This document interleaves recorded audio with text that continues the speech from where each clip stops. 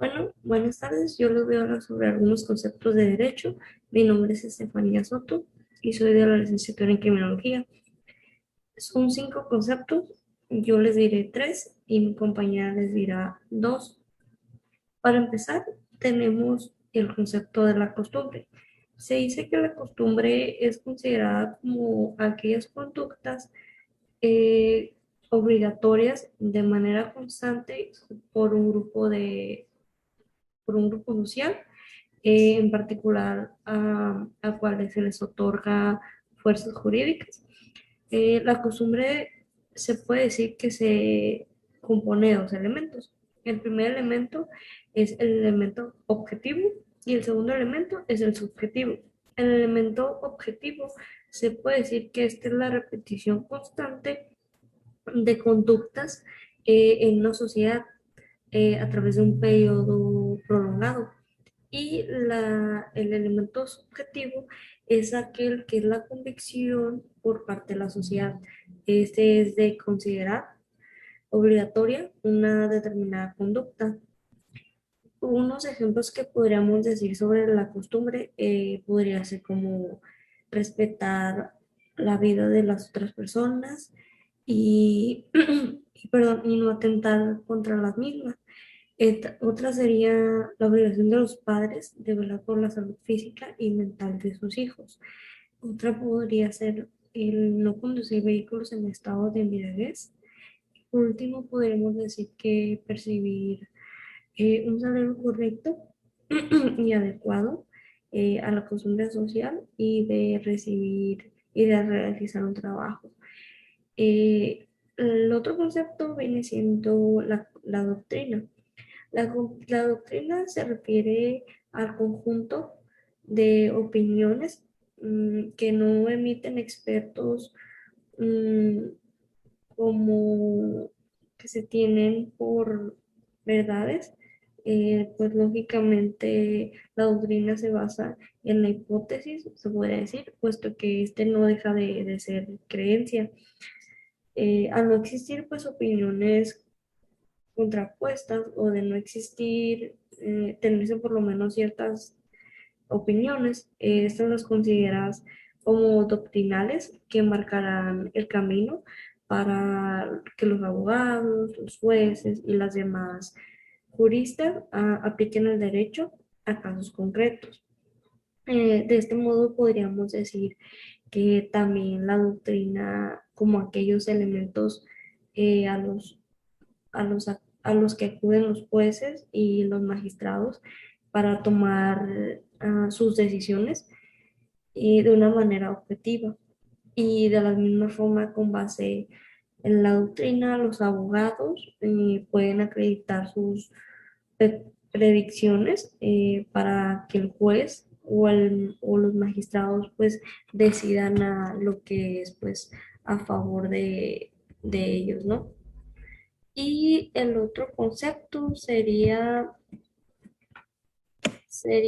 el que es las jurisprudencias, que este podríamos decir que, es un conjunto de soluciones jurisdiccionales emitidas por los tribunales estas comparten un mismo criterio sobre interpretación y aplicación de un ordenamiento jurídico determinado, pues tal como sucede, por ejemplo, con la jurisprudencia penal, y por lo tanto la jurisprudencia cumple la función de sentar un precedente de cómo se debe de interpretar más bien una norma jurídica, y a partir de ese momento se tiene la función de ser un marco interpretativo y que esta pues guía a los jueces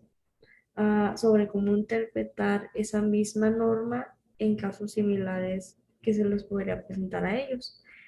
Y mi compañera les dirá los otros 2 conceptos que faltan. Buenas tardes, mi nombre es Graciela Román Gómez y yo les voy a hablar sobre los principios generales del derecho y el proceso legislativo. A continuación empezaré a dar una breve descripción de lo que son los principios generales del derecho, que son una serie de enunciados que informan sobre el funcionamiento de las normas legales. Ahora, ¿cuáles son las funciones de estos principios generales? Su función es describir cómo funciona el sistema jurídico, tanto en los valores que lo sustentan como en los aspectos técnicos.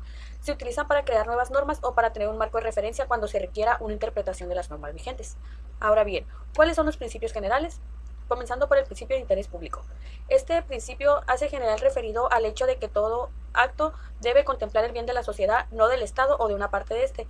Esto implica que los intereses colectivos están por encima de los derechos individuales y los derechos públicos están por encima de los derechos privados. Por ejemplo, si un Estado estudia la posibilidad de cambiar un artículo de la Constitución, ese cambio debe ser para el beneficio de los gobernados, no para el beneficio de un sector político. Ahora bien, el principio de los actos propios. Este principio establece que no es posible retractarse de un acto hecho con anterioridad solo por el beneficio propio. Hay un ejemplo. Una vez que se ha firmado un contrato, no es posible alegar el incumplimiento, porque las cláusulas no son favorables. Se da por supuesto que al firmar el contrato la persona conocía las consecuencias del acuerdo, por lo que ahora no puede ir en contra de su propio acto. Ahora bien, el principio de autonomía de voluntad es la libertad que tienen las personas naturales o jurídicas para celebrar contratos con quienes quieran, siempre y cuando los términos sean acordados por ambas partes y no sean contrarios a las leyes. Por ejemplo, cuando una persona está buscando un departamento en alquiler, ejerce su autonomía de voluntad cuando decide dónde quiere vivir y está de acuerdo con los términos del contrato de alquiler, cantidad a pagar, medios de pago, tiempo de arrendamiento, cláusulas especiales, etc. Ahora bien, el principio de buena fe se refiere a la suposición de que las partes involucradas en un asunto están actuando con honradez en el derecho civil.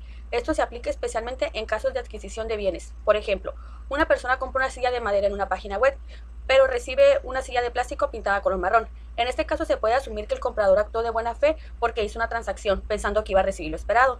En cambio, el vendedor actuó de mala manera porque eso no era lo que había pedido al comprador.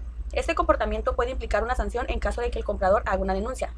Ahora bien, el principio de igualdad ante la ley, este principio del derecho civil que establece que todas las personas deben ser tratadas del mismo modo ante la ley, sin distinción de género, nacionalidad, raza, condición social, etc. Por ejemplo, la igualdad de la mujer y el hombre en el matrimonio o la igualdad de los ciudadanos para gozar de sus derechos y cumplir con sus obligaciones. Ahora bien, el principio de prohibición del enriquecimiento sin causa, este es un principio que establece que una parte no puede enriquecer o aumentar su patrimonio a costa del aprovechamiento de otro, sin que exista una justificación para tal hecho. A continuación les mencionaré un ejemplo. Una persona no puede convertirse en dueño de una casa si la invadió o la obtuvo después de haber cometido una estafa a los dueños de la propiedad. Ahora bien, el principio de responsabilidad civil. En el derecho civil, la responsabilidad es un principio general que se invoca cuando una de las partes debe reparar el daño causado a otra. Pueden ser de dos tipos, contractual o extracontractual. La contractual, cuando el daño se origina por el incumplimiento de un contrato o acuerdo. Por ejemplo, al no pagar una cuota de hipoteca. El extracontractual se refiere cuando el daño se origina fuera del ámbito de un contrato. Por ejemplo, una persona que atropella a otra con su auto. El principio de legalidad. Este principio significa que no se puede sancionar a alguien a menos que su conducta sea considerada un delito según las leyes vigentes de este país. Por ejemplo, si un vecino genera ruidos molestos, los vecinos pueden denunciar, pero si esta conducta no está catalogada como un delito, las autoridades no podrán hacer nada al respecto. Principio de tipicidad.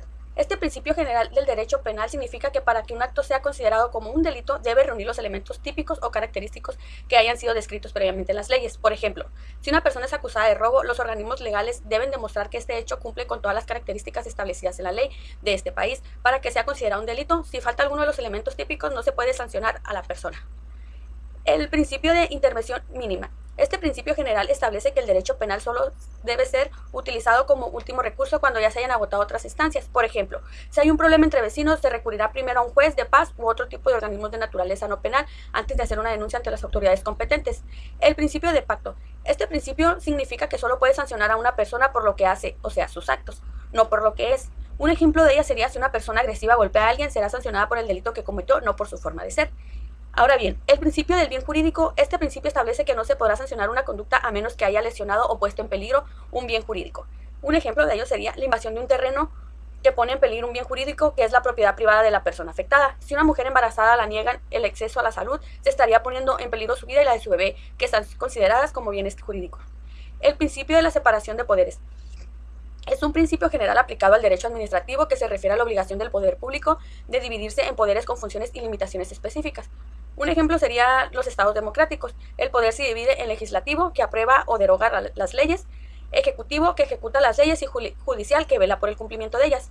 El principio de moralidad. Este principio general establece que el mundo del derecho debe regirse por un marco moral que no puede ser evadido. Un ejemplo de ello sería que en el Código de Conducta Profesional de los Abogados, establecido para delimitar sus deberes, derechos y funciones.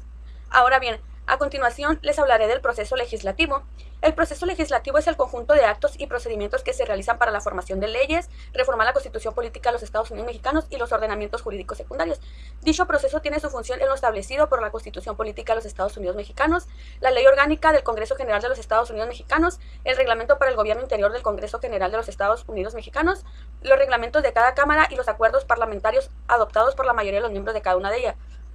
Los actores facultados para intervenir en el proceso legislativo son el presidente de la República para presentar iniciativas, promulgar leyes y decretos, las legislaturas de los estados y de la Ciudad de México para presentar iniciativas y avalar las reformas constitucionales, las y los diputados federales y senadores al presentar iniciativas y en su caso aprobar las leyes y decretos correspondientes, las y los ciudadanos en un número equivalente por lo menos al 0.13% de la lista nominal de electores en los términos que señalan las leyes correspondientes. Ahora sí, les voy a hablar de lo que viene siendo la Cámara de Origen, que se refiere indistintamente a una de las cámaras del Congreso de la Unión, la cual va dirigida a una iniciativa para continuar con el proceso legislativo, es decir, analizar, discutir y en su caso aprobar. La presentación de iniciativas, esta se refiere a una iniciativa de ley o decreto, que es el documento que los actores facultados para intervenir en el proceso legislativo presentan ante cualquier cámara de Congreso de la Unión para estudio, discusión, en su caso aprobación. El dictamen. Un dictamen es la resolución acordada por la mayoría de una o varias comisiones que integran alguna de las cámaras del Congreso de la Unión y contiene la opinión técnica especializada y con respecto al contenido de una iniciativa. Una vez elaborado el dictamen, se notifica al presidente de la mesa directiva de la Cámara para que, en su uso de sus facultades legales, programe su inclusión en el orden del día para su presentación ante el Pleno. El dictamen de primera lectura tiene como objeto dar a conocer su contenido para ser sometido posteriormente a discusión y votación por Pleno. En ocasiones, la mesa directiva puede someter a consideración del Pleno si se dispensa la primera lectura y se pone a discusión el dictamen, situación por la que suele referirse al dictamen a discusión como dictamen de segunda lectura.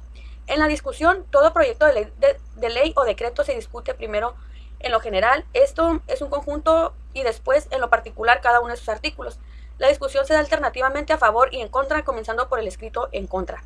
La votación en general. Todo proyecto de ley se discute primero en lo general, o sea, conjunto, y después en lo particular. Cada uno de sus artículos, antes de cerrarse en lo general la discusión de los proyectos de ley, y en lo particular cada uno de los artículos, una vez declarado el proyecto suficientemente discutido en lo general, se procederá a votar en tal sentido, y si es aprobado se discutirán en segunda los artículos en particular. La votación en particular, este es el acto por el cual el presidente de la mesa directiva somete a votación los artículos reservados de un dictamen inmediatamente después de que este haya sido votado en lo general durante la discusión en el Pleno. Los legisladores reservan artículos cuando su opinión individual es contraria a la que dictamen, ya que sea en un punto específico o en lo general. La Cámara Revisora, esta se refiere al órgano del Poder Legislativo que conoce y tiene como atribución analizar y dictaminar en sentido negativo o positivo, según su propio criterio deliberativo, una iniciativa de ley, decreto o proyecto legislativo que ya ha sido aprobado previamente por la Cámara de Origen. En la promulgación, el presidente de la República, al recibir el decreto aprobado por el Congreso de la Unión, puede realizar observaciones al decreto aprobado, en cuyo caso lo remitirá a la Cámara de Origen para su estudio dentro de los 10 días naturales, a no ser que, corriendo ese término, hubiera el Congreso cerrado o suspendido sus sesiones, en cuyo caso la devolución deberá hacerse el primer día útil en que el Congreso está reunido. Promulgarlo y ordenar a la publicación del decreto en el Diario Oficial de la Federación para que se observe y cumplan las disposiciones que contenga la ley. Por mi parte, esto es todo, pues muchas gracias.